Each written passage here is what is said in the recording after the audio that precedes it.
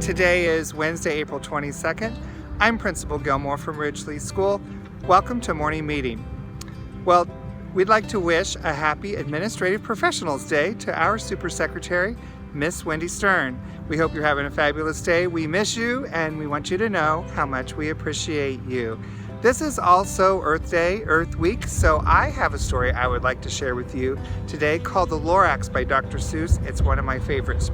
And Mrs. Gilmore has been saving food materials, packages from home, and she will show you how to make music instruments out of recycled materials from your house.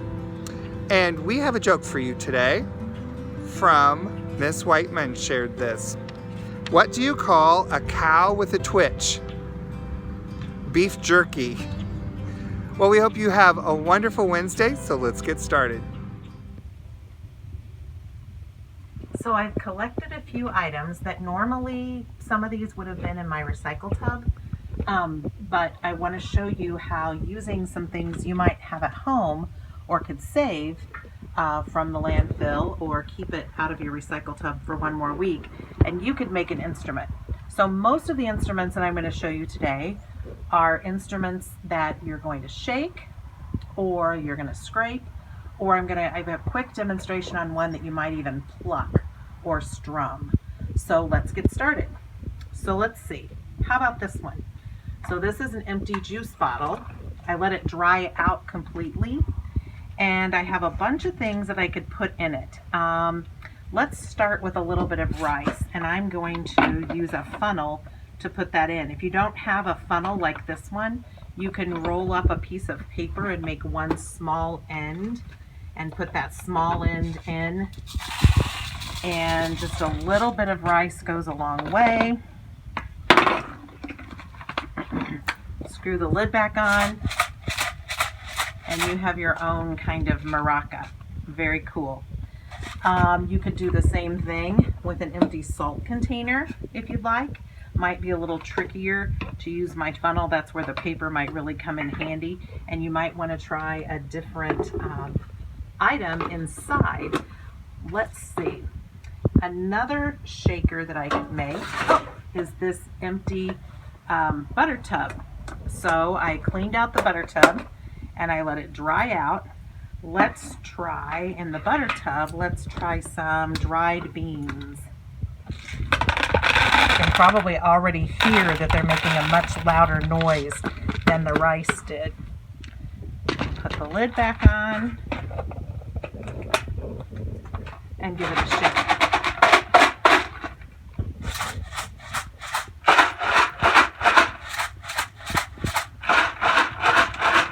There's two little items that we could do. Another way that we could make some different sounds, here's an empty honey container. Took a little bit longer to clean this one out and dry it out. I'm going to put some paper clips in there, something metal. Let's see what happens with the sound when I stick a few paper clips in there.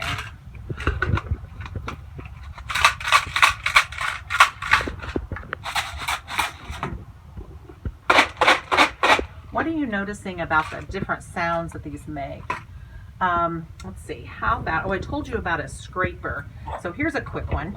Here's an empty can, and you can use a whole lot of different things. I like the metal on metal sound. So do you notice my can has some ridges or some texture right here? Mrs. Glavinsky, I think I might get extra points from her for talking about texture right here. So if you take the spoon, and you can use either end, it doesn't matter.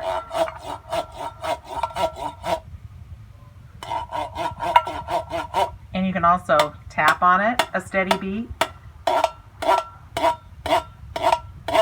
Okay, so that is, oh, while I've got the can out, let's try this. One day my family went to Dairy Queen and they couldn't quite carry all the ice cream, so they got one of these.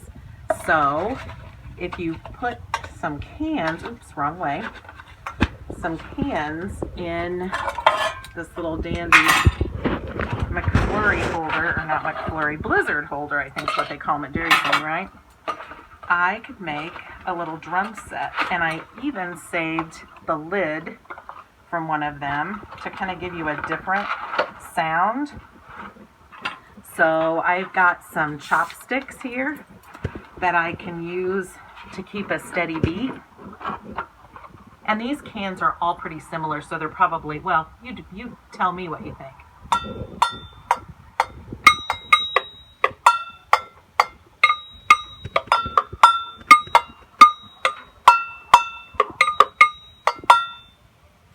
If you don't have chopsticks, you could certainly use pencils, eraser ends.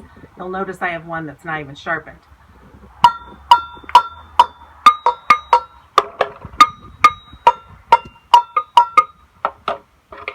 I could use the other ends. All right, we got that one. And then I thought an empty tissue box. Ukuleles, guitars, banjos out of an empty box. So I've got this tissue box and I've got some rubber bands. I'm choosing to use a couple of rubber bands that are different size.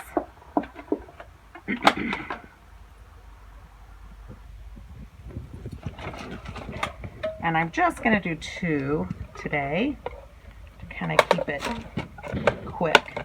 And then I like to, and you might want to experiment with this and tell you what you notice about the sound too. I like to lift the rubber bands off the box just a bit.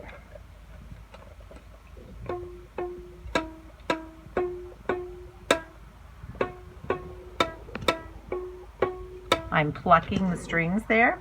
So one tip, if you're using a box, make sure that you have a hole in the box. So you might need a parent to cut a box if you're not using a tissue box that already has a hole. Another quick one is to use some tubes. We know what this is, right? And some paper. You're going to need to cut this just a little. So again, some paper that probably was going to be in your recycle.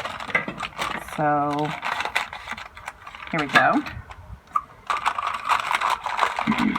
So cover up one end, and you can go ahead if you want now, because it's probably easier than waiting and having 2 ends you have to do at the same time. Use a rubber band on the end, and let's see. Ooh, my favorite. I got some grits here. Let's put a few grits in this one.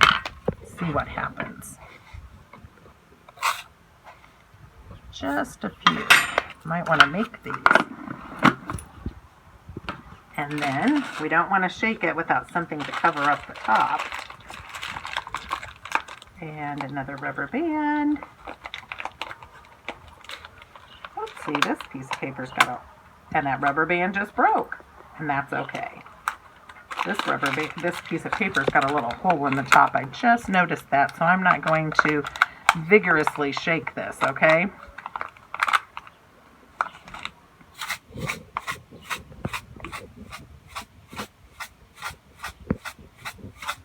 Also could use some paper towel tubes if you want. Again, I would recommend covering one end before you turn it upside down, or maybe even some gift wrap tubes. That might work for you. So there's a whole lot of items here that I've collected. You might not have any of these items at home that you want to collect. So I grabbed a bowl, a metal bowl. My neighbors might like this one. If your mom says that's too loud, you might want to use a pencil. Not a lot of difference, huh? Wonder why. Or a pan. Ooh, I like that sound. And what happens when I use metal on metal? You tell me what you notice. So these are just some ideas of things you can make at home. An instrument you can make at home out of things you already have, like recycled materials or things that are already in your kitchen. So tell me what you think. The Lorax. At the far end of town where the grickle grass grows and the wind smells slow and sour when it blows, and no birds ever sing excepting old crows, is the street of the lifted Lorax. And deep in the grickle grass, some people say, if you look deep enough, you can still see today where the Lorax once stood just as long as it could before somebody lifted the Lorax away. And what was the Lorax, and why was it there, and why was it lifted and taken somewhere? From the far end of town where the grickle grass grows, the old Onceler still lives here. Ask him. He knows. You won't see the Onceler. Don't knock at his door. He stays in his lurkum on top of his store. He lurks in his lurkum, cold under the roof, where he makes his own clothes out of muffed moof. And on a special dank midnights in August he peeks out of the shutters, and sometimes he speaks and tells how the Lorax was lifted away. He'll tell you, perhaps, if you're willing to pay. On the end of a rope, he lets down a tin pail, and you have to toss in 15 cents and a nail, and the shell of a great-great-great-grandfather snail. Then he pulls up the pail, makes a most careful count, to see if you've paid him the proper amount. Then he hides what you paid him away in his snub, his secret strange hole in his grooveless glove. Then he grunts, I will call you by whisper my phone, for the secrets I tell you are for your ears alone. Slap! Down slups the whisper my phone to your ear, and the old Onceler whispers are not very clear, since they have come down through a snurgly hose, and he sounds as if he's had smallish bees in his nose. Now I'll tell you, he says with his teeth sounding gray, how the Lorax got lifted and taken away. It all started way back, such a long time ago. Way back in the days when the grass was still green, and the pond was still wet, and the clouds were still clean, and the song of the Swami Swans rang out in space, one morning I came to this glorious place, and I first saw the trees, the truffula trees, the bright-colored tufts of the truffula trees, mile after mile in the fresh morning breeze. And under the trees I saw the brown barbaloots frisking about in their barbaloot suits as they played in the shade and ate truffula fruits. From the rippleless pond came the comfortable sound of the humming fish humming while splashing around. But those trees, those truffula trees, all my life I've been searching for trees such as these. The touch of their tufts was much softer than silk, and they had the sweet smell of fresh, buttery milk. I felt a great leaping of joy in my heart. I knew just what I'd do. I unloaded my cart. In no time at all, I had built a small shop where I chopped down a truffula tree with one chop, and with great skillful skill and with great speedy speed, I took the soft tuft and I knitted a thneed. The instant I'd finished, I heard a gazump. I looked. I saw something pop out of the stump of the tree I'd chopped down. It was sort of a man. Describe him? That's hard. I don't know if I can. He was shortish and oldish and brownish and mossy, and he spoke with a voice that was sharpish and bossy. Mister, he said with a sawdusty sneeze, I am the Lorax. I speak for the trees. I speak for the trees have no tongues, and I'm asking you, sir, at the top of my lungs. He was very upset as he shouted and puffed, What's that thing you've made out of my truffula tuft? Look, Lorax, I said, there's no cause for alarm. I chopped down just one tree. I am doing no harm. I'm being quite useful. This thing is a thneed. A thneed's a fine something that all people need. It's a shirt, it's a sock, it's a glove, it's a hat. But it has other uses, yes, far beyond that. You can use it for carpets, for pillows, for sheets, or curtains, or covers for bicycle seats. The Lorax said, Sir, you are crazy with greed. There's no one on earth who would buy that fool thneed. But the very next minute I proved he was wrong, for just at that minute a chap came along, and he thought that the thneed I had knitted was great. He happily bought it for $3.98. I laughed at the Lorax. You poor stupid guy. You can never tell what some people will buy. I repeat, cried the Lorax, I speak for the trees. I'm busy, I told him. Shut up, if you please. I rushed across the room and in no time at all built a radio phone. I put in a quick call. I called on my brothers and uncles and aunts and I said, listen here, here's a wonderful chance for the whole Onceler family to get mighty rich. Get over here fast. Take the road to North Nitch. Turn left at Weehawken. Sharp right at South Stitch. And in no time at all, in the factory I built, the whole Onceler family was working full tilt. We were all knitting thneeds, just as busy as bees, to the sound of the chopping of truffula trees. Then, oh baby, oh, how my business did grow. Now chopping one tree at a time was too slow. So I quickly invented my super axe hacker, which whacked off 4 truffula trees at one smacker. We were all making thneeds 4 times as fast as before, and that Lorax, he didn't show up anymore.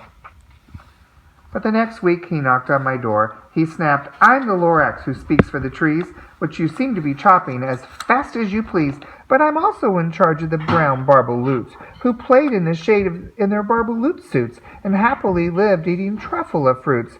Now, thanks to your hacking my trees to the ground, there's not enough truffula fruit to go round, and my poor barbaloots are getting the crummies because they have gas and no food in their tummies.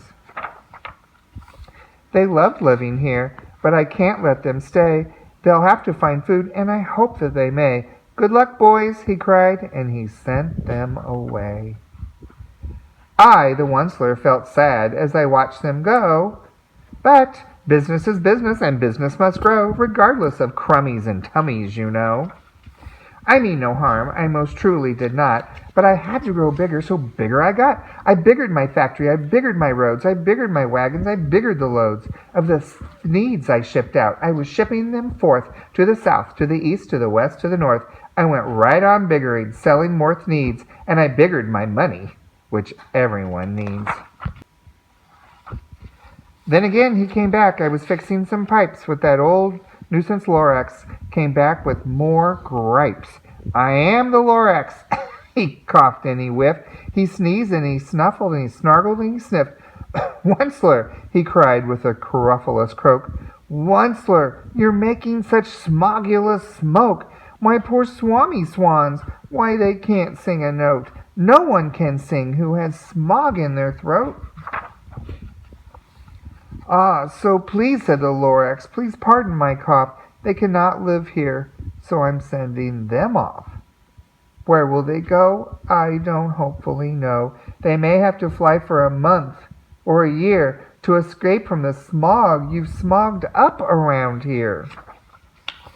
What's more, snapped the Lorax. His dander was up. Let me say a few words about gluppity-glup. Your machinery chugs on day and night without stop, making gluppity-glup and also schloppity-schlop. And what do you do with this leftover goo? I'll show you, you dirty old Onceler man, you. You're glubbing the pond where the humming fish hum. No more can they hum, for their gills are all gummed. So I'm sending them off. Oh, their future is dreary. They'll walk on their fins and get woefully weary in search of some water that isn't so smeary. And then I got mad. I got terribly mad. I yelled at the Lorax. Now look at here, Dad. All you do is yap, yap, and say bad, bad, bad, bad. Well, I have my rights, sir, and I'm telling you, I intend to go on doing just what I do.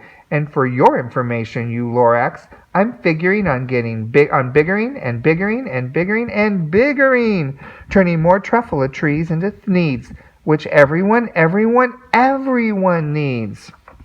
And then at that very moment, we heard a loud whack. From the outside in the fields came a sickening smack of an axe on a tree.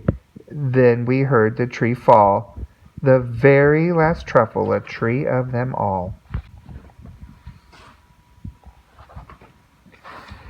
No more trees, no more thneeds, no more work to be done. So in no time my uncles and aunts, everyone, all waved me goodbye. They jumped into my cars and drove away under the smoke-smuggered stars. Now all that was left neath the bad-smelling sky was my big empty factory, the Lorax, and I. The Lorax said nothing, just gave me a glance, gave me a very sad, backwards glance as he lifted himself by the seat of his pants, and I'll never forget the grim look on his face when he hoisted himself and took leave of this place through a hole in the smog without leaving a trace. And all the Lorax left here in this mess was a small pile of rocks with one word, unless. Whatever that meant, well, I just couldn't guess. That was long, long ago, but each day since that day I've sat here and worried away. Through the years while my buildings have fallen apart, I've worried about it with all of my heart. But now, says the Onceler, now that you're here, the words of the Lorax seem perfectly clear. Unless someone like you cares a whole awful lot, nothing is going to get better. It's not. So, catch, calls the Onceler. He lets something fall. It's a truffula seed. It's the last one of all. So you're in charge of the last truffula seeds, and the truffula trees are what everyone needs. Plant a new truffula, treat it with care, give it clean water, and feed it fresh air. Grow a forest, protect it from axes that hack, then the Lorax and all of his friends may come back.